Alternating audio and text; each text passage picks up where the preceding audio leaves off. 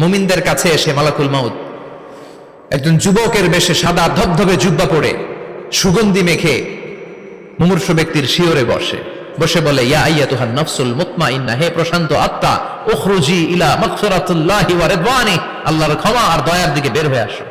বলা মাত্রই মুমিনের আত্মাটা স্মুথলি বের হয়ে আসে। কাফান মিন আকফানিল জান্নাহ, হানুত মিন হানুতিল জান্নাহ, জান্নাত থেকে আনা সুগন্ধি কাফনের মধ্যে পেঁচিয়ে তিনি রূহটাকে নিয়ে ইল্লিনে চলে যায়। সরাসরি দেখে মালাকুল মাউতকে। আর যারা ইসলাম বিরোধী, কোরআন বিরোধী, তাদের সামনে এসে মালাকুল মাউত ত্রাস সৃষ্টি করে। আগে ধমক। হাইওয়েতে মাঝে মাঝে ডাকাতি হয় না? বাসগুলোর মধ্যে যখন ডাকাতি হয়, বাসে থাকে 50 জন, ডাকাত ঢুকে 5 জন, এই 5 জনের ভয়ে সবগুলো পেশাব করে দেয়। কারণ ত্রাস সৃষ্টি করে। এসেই চাইনিজ কুড়াল দিয়ে আগে কুবায় দেয় 4-5 জনের। রক্ত দেখে কি দেওয়ার সব আগে রেডি করে রাখে। মালাকুল মাউত এসে কাফের, নাস্তিক, মুশরিকদের সামনে সেরকম একটা ত্রাস সৃষ্টি করে। ভয়ে লোকটা কাঁপতে থাকে। ওর কাছে ভদ্র ভাষায় কথা বলে না, সুন্দর জামা পরে আসে না, কালো কুচকুচে চেহারা, ভয়ঙ্কর একটা রূপ নিয়ে, আকৃতি নিয়ে ইসলাম বিরোধীদের মাথার সামনে আসে, দুর্গন্ধযুক্ত চেহারার দেহ নিয়ে ধমক দিয়ে বলে, ও পাপাত্তা, ইয়া আইয়াতুহান নাফসুল খাবিসা উখরুজি ইলা গাদাবিল্লাহ, হে পাপাত্তা, আল্লাহর রাগ, ক্রোধ আর গজবের দিকে বের হয়ে আয়। মুমিনের আত্মা বলার সাথে সাথে যেমনি মুমিনের দেহ থেকে বের হয়ে জান্নাতি কাফনের ভেতরে ঢুকে, কাফেরদের আত্মাও কি এরকম তাড়াতাড়ি বেরোতে চায় নাকি? কাফেরদের আত্মা বেরোতে চায় না। ডানে দৌড়, বায়ে দৌড়, সামনে দৌড়, পেছনে দৌড়, দৌড়াদৌড়ি করে। মালাকুল মাউত এটাকে টেনে হিচড়ে, একটা জীবিত ছাগলকে জবাই না করে তার চামড়া উল্টা দিকে টেনে হিচড়ে বের করলে ছাগলটা যত কষ্ট পায়, এর চেয়ে কমসে কম 70 গুণ বেশি কষ্ট দিয়ে কাফের, মুশরিক আর গাদ্দারদের রূহ কবজ করা হয়। আল্লাহ এই পরিস্থিতি থেকে তুমি আমাদের বাঁচাও। মুমিনদের রূহ যেমনি কবজ হয়, ওইভাবে রূহ কবজের ব্যবস্থা করে দিও। ইমানের মৃত্যু নসিব করে দিও, শাহিদি মৃত্যু নসিব করে দিও। তার মানে বিমান দুর্ঘটনায় হোক, কিংবা লঞ্চ ডুবিতে হোক, কিংবা আগুনে পড়ে হোক, কিংবা আত্মঘাতী হামলায় হোক, যে যেখানেই মারা যায়, কবরের 3টা প্রশ্ন তার জন্য আছে না নাই? ইসলাম বিরোধীদের জন্য প্রশ্ন 3টা, আপনারা যারা মুমিন তাদের জন্য 4টা, আপনাদের জন্য একটা বেশি। আলহামদুলিল্লাহ। কোন কবরে এসে প্রথম প্রশ্ন করবে, মুনকার নাকির যখন চলে আসবে, 40 কদম যখন আত্মীয় স্বজনরা লাশটাকে কবরের মধ্যে দিয়ে 40 কদম চলে যায়, তখনই ফেরেশতা চলে আসে। আহা, শেষ, সব শেষ। এসে পরীক্ষা শুরু। মার রব্বুক, তোর রবের নাম কি? চিল্লায় বলেন, আমাদের রবের নাম কি? আমরা বলবো রব্বি আল্লাহ, আল্লাহ আমারে রব। দমে দমে তনু মনে তারি অনুভব। পড়েন, আল্লাহ আমারে রব।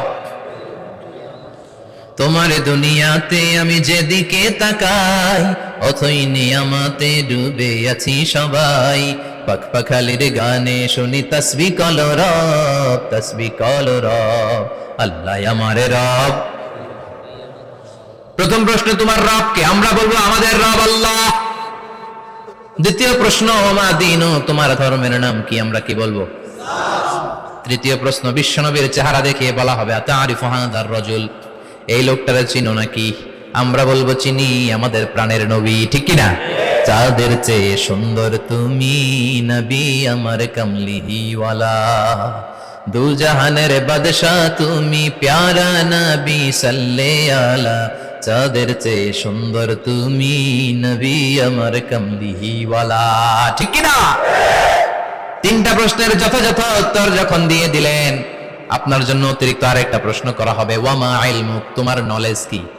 3টা প্রশ্নের উত্তর যে তুমি করতে পারলা, কিভাবে পারলা, কেমনে জানলা? নকল করে বলছো নাকি জেনে বুঝে আসছো? নকল হয় না? এখন তো পরীক্ষা চলতেছে বোধহয়। কি পরীক্ষা? এসএসসি পরীক্ষা। নকল হয়? কৃষ্ণপুরে নকল নাই না? এখন মনে হয় এগুলো একটু কমছে। একটা সময় ছিল অনেক নকল হইতো। পাঞ্জাবের ভিতরে নকল, পকেটের নকল, টুপির ভিতরে নকল, মৌজার ভিতরেও নকল। এমনকি মেয়েরাও নকল করে পরীক্ষার হলে আসে না নাই? স্কেলের মধ্যে লিখে নিয়ে যায়, হাতের মধ্যে লিখে নিয়ে যায়, ওড়নায় লিখে নিয়ে যায়, কাপড়ে লিখে নিয়ে যায়, আসে না নাই? ফেরেশতারা বলবে, নকল করছো নাকি? কেমনে জানলা? 3টা প্রশ্নের উত্তর তুমি কেমনে বললা? আল্লাহ তোমার রব, ইসলাম তোমার ধর্ম, এই লোকটা বিশ্বনবী, কেমনে চিনলা?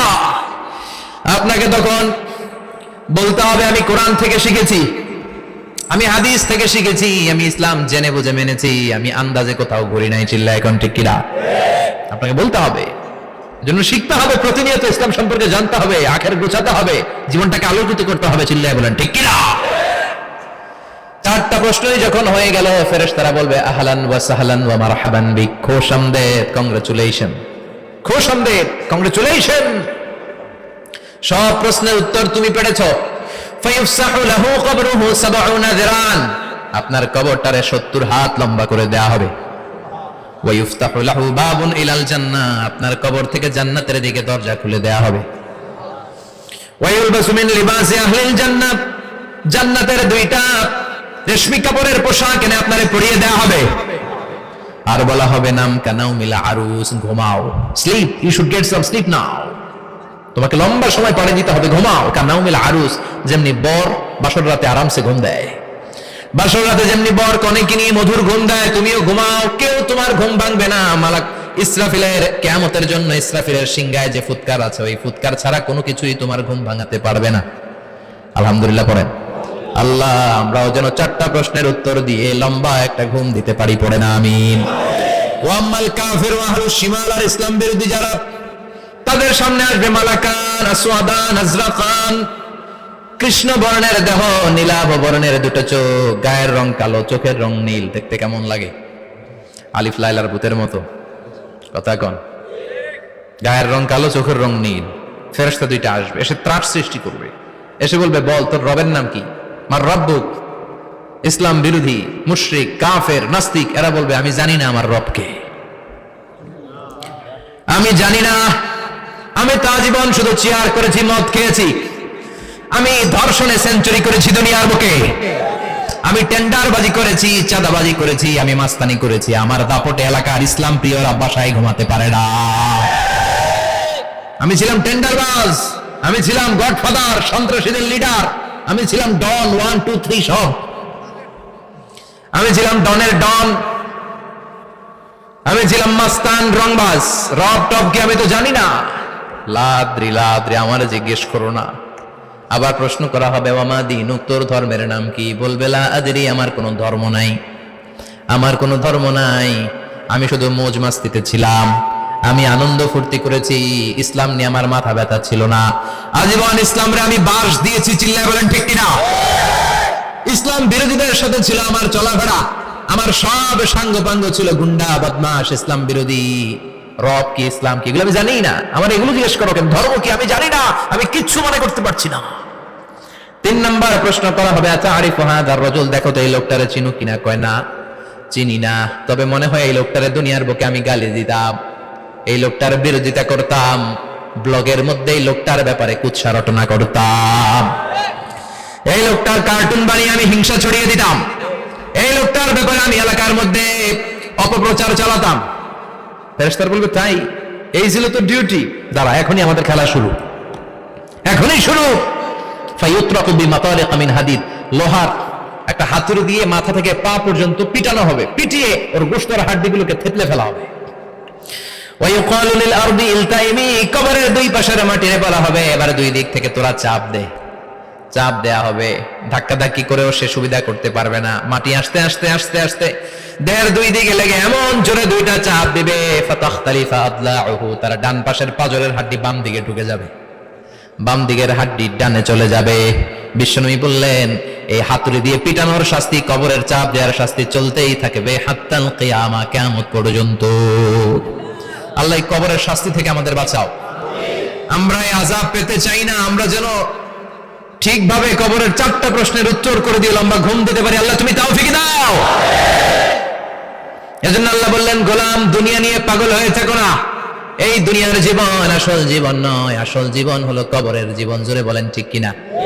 এই জন্য মাঝে মাঝে কবরে যাবেন, কবরস্থানে দাঁড়িয়ে চিন্তা করবেন এই জায়গায় আমারও আসতে হবে, দিন যাবে, রাত আসবে, বৃষ্টি হবে, শীত আসবে, কেউ আমার দেখতে আসবে না, একা থাকতে হবে, একা, বড় একা, অন্ধকার, বড়ই অন্ধকার।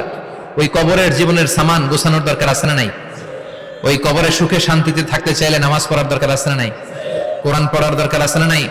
ছেলে মেয়েগুলোরে মানুষের মতো মানুষ করার দরকার আছে না নাই?